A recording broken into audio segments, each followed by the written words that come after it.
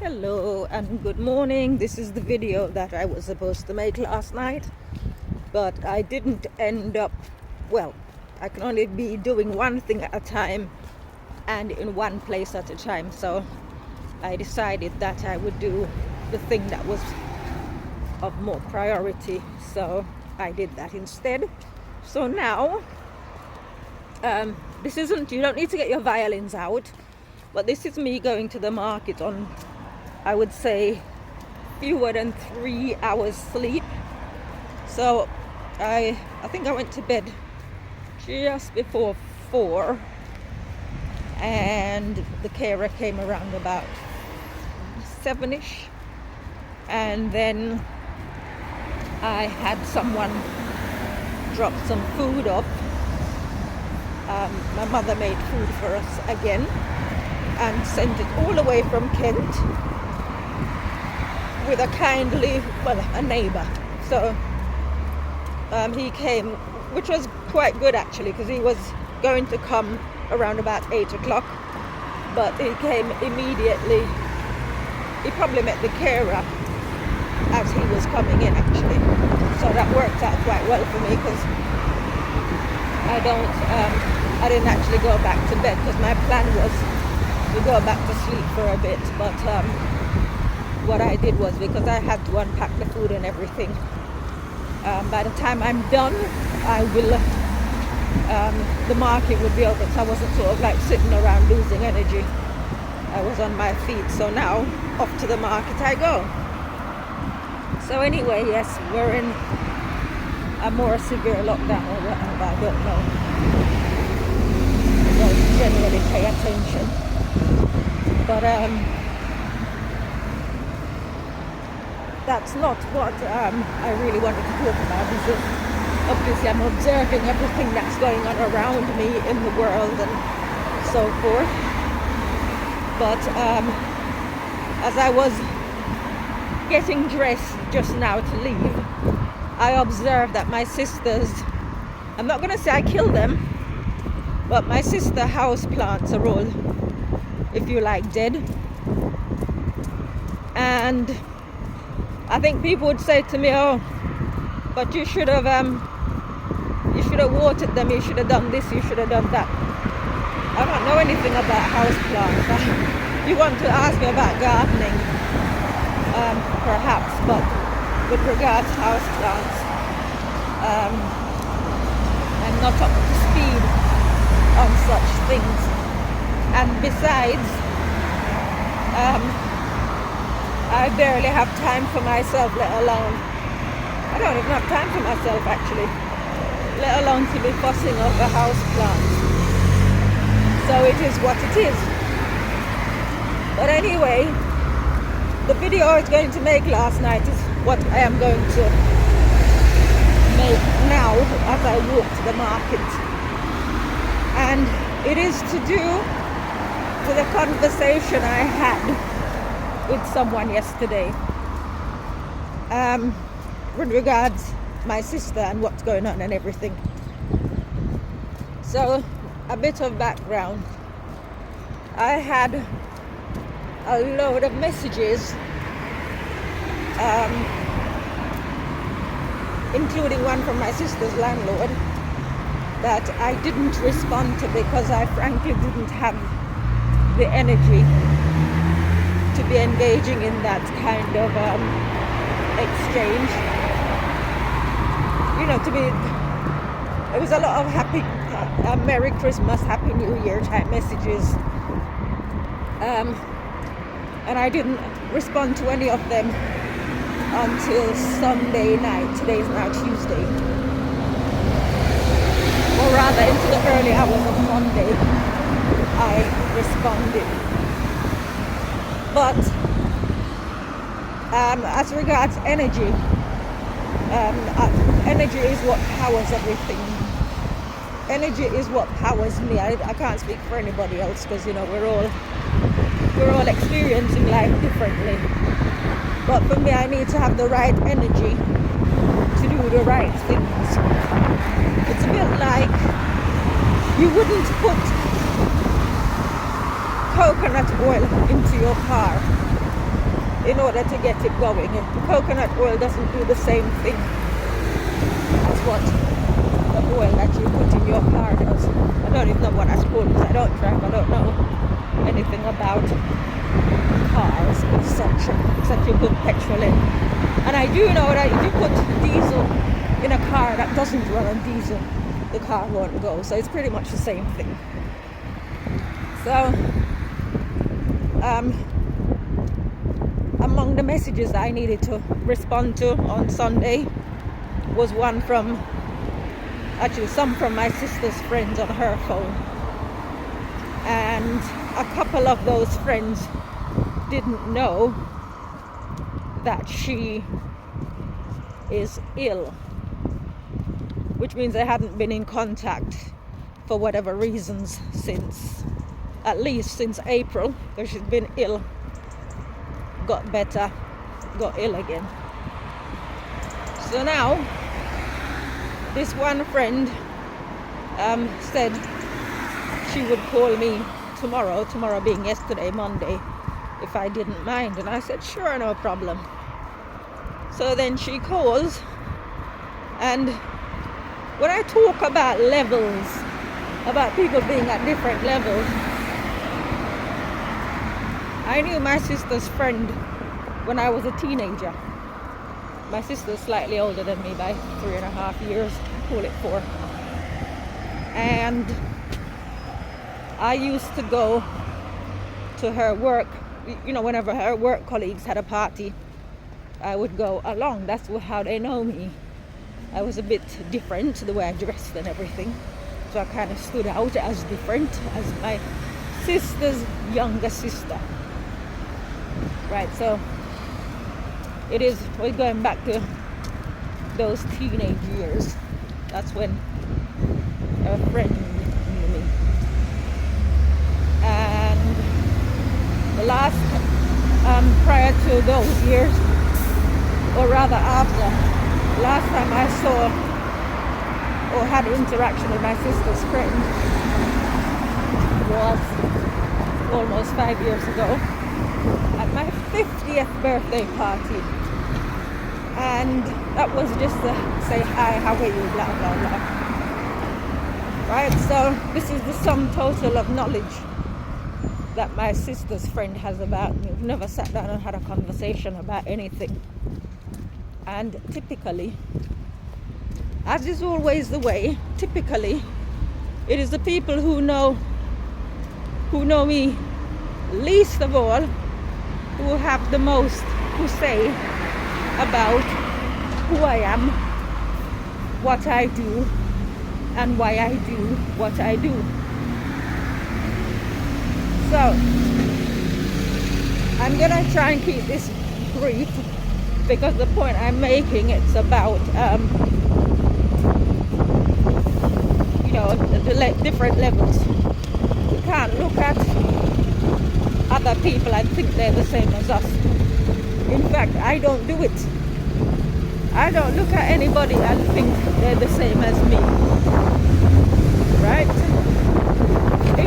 If we have things in common, fantastic. If we don't, and that's just the way it is. But for whatever the reasons are, it's always the people who they're not living the same experience as me. They've not experienced life in the way that I'm experiencing it. But they know me best. So the main point was the reason why I'm with my sister, looking after my sister, is out of love. One of the things I can't stand is when people tell me or try to tell me who I am, or try to tell me what I'm thinking. Right, so well, my sister was there and she heard everything, so I don't hide anything from her. She knows I want to go home. She knows the situation isn't ideal for me in any way, shape or form. It doesn't serve me being there.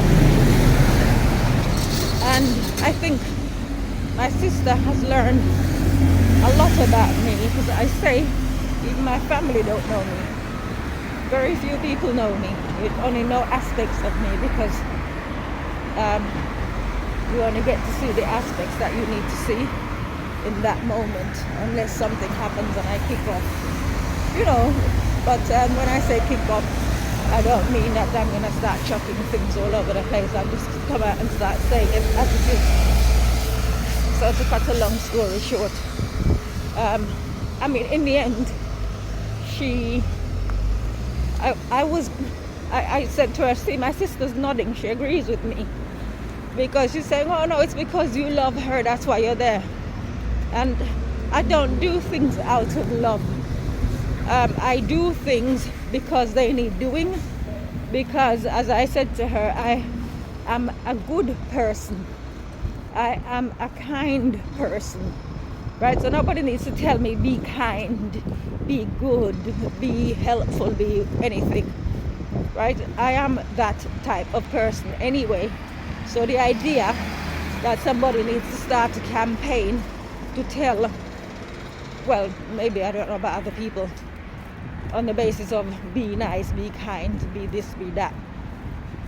I'm not going to say I have issues with it, because I don't tend to pay attention. So at the top of this video, I mentioned about us being further into lockdown. Again, I don't pay attention, I just carry on. I haven't been paying attention. I'm not. Alright, so it's affected me in that I can't go out and play music or go clubbing or anything like that, the things that I enjoy doing. But it's not killing me. I'm not sitting there depressed about it. It's just literally, oh well. Right, so here we are now in a position where, as I said, I've got somebody telling me, you can't, you're doing this because you feel this way.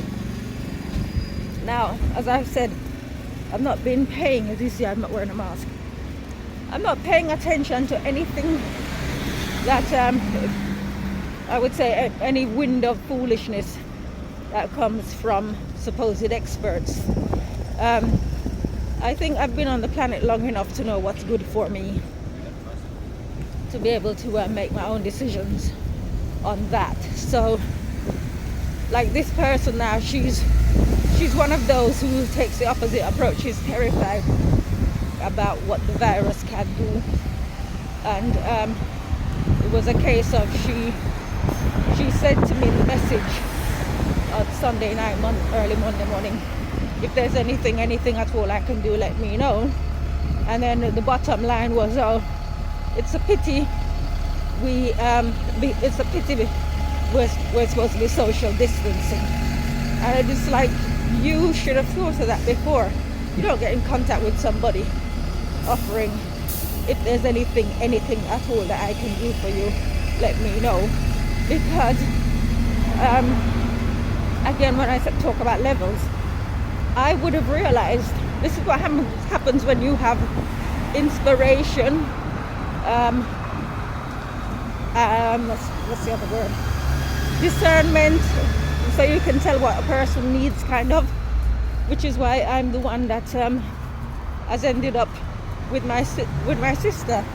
And not just that, I could go into other examples of where I've been the one to come to the rescue because I've discerned the person's needs, or I have 2 eyes to see, 2 ears to hear, and I've been able to go to the rescue. But what I've been doing with people who say if there's anything I can do, let me know, I've been saying things to them on purpose, knowing that they won't do it. It's just talk is cheap.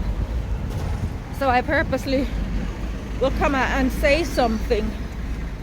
So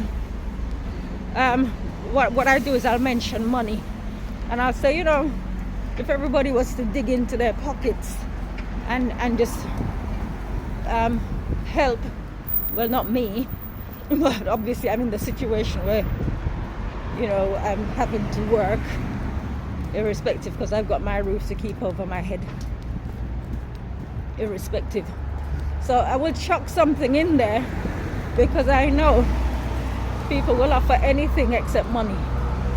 So I do that, and it's like blank. They don't say anything. So I've got that streak where they say putting your money where your mouth is. And so I did the same thing yesterday as an example.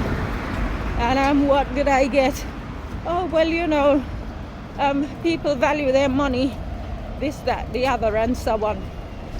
Yeah, but I value my money, but it's never stopped me helping people if that's the way they need help.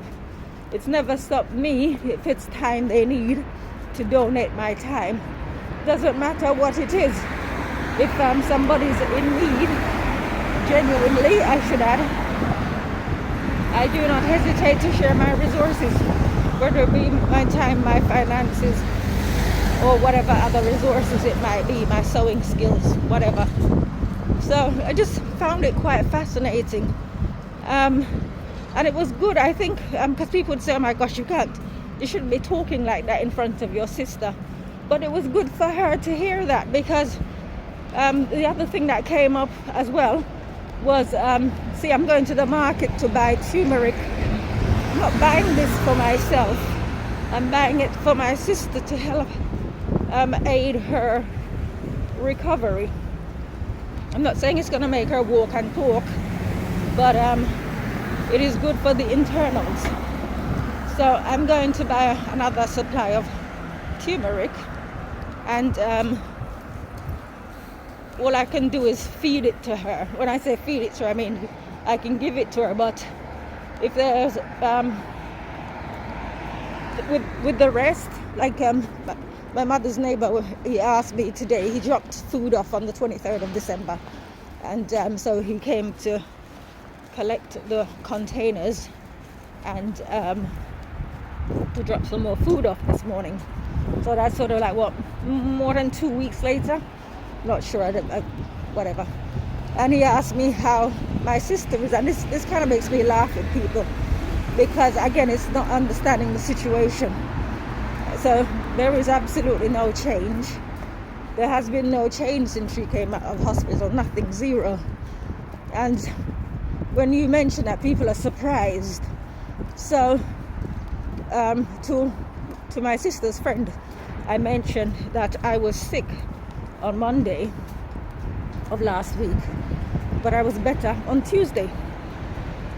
And I also said I don't stay sick, it's mind over matter. So obviously she was arguing this, because some people have no concept of these things. She was arguing and saying, oh, so you're saying this, that, the other. And I said, well, my sister has a different mentality to me. When I get sick, I don't stay sick.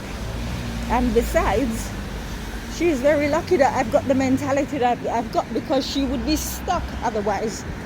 Because can you imagine, I'm there for, I would say 6 months, maybe more now. And maybe more than 6 months at this point, actually, if I do the maths. And I'm talking about since I've last slept in my own bed.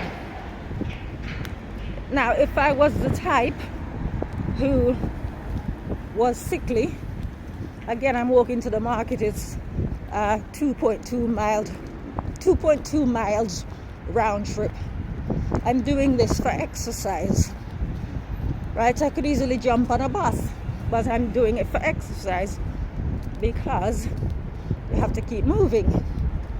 So if I was a type who shared the same mentality where, we'll get sick, we don't know, but for the grace of God, blah, blah, blah, my sister would be stuck, because I'm sure by now, with the schedule that I've been keeping, my body would have packed up on me. But I would argue it's my mindset that keeps me going. As I've said, I've had 3 hours, if that, 3 hours sleep. And I've got deadlines for Thursday morning and again for Monday. But I simply keep going, right? I just keep, sometimes I gotta stop and rest, obviously. But I just and my sister's there and she can see what I'm doing. And I don't know if what her recovery is. I make no predictions. I don't know anything because, as I've said, it's a mind over matter situation in some regards. You've got to decide that you want to get better. You've got to decide that you can get better. But I just find it fascinating that people, I mean, her friend hadn't been in touch with her for the better part of a year, and she has the audacity to be telling me what it is and my purposes for being there and so on. And she did ask me if another friend knew, and I said I don't know. And she said, oh well, maybe because she hasn't been in touch. And I said, well, you found out because you've been in touch. So if that friend doesn't know, it's because she's choosing not to know because she's not been in touch. So that's the reality. It's just one of those where I don't have time for other people's nonsense. And I hope in some way this video will be useful to others. But again, I don't pander to sickness. I don't treat my sister soft. I don't say, oh, you poor thing, I hope you get better. It's up to her if she wants to get better. In life, you can only do what you can do for yourself. There are some things nobody can do for you, and that includes recover. In as much as I might want her to get better, she needs to want to get better more so than I do. So that's where we are. So anyways, let me attend to what I need to attend to, and I'll catch up with you guys at some other point. Take care, bye.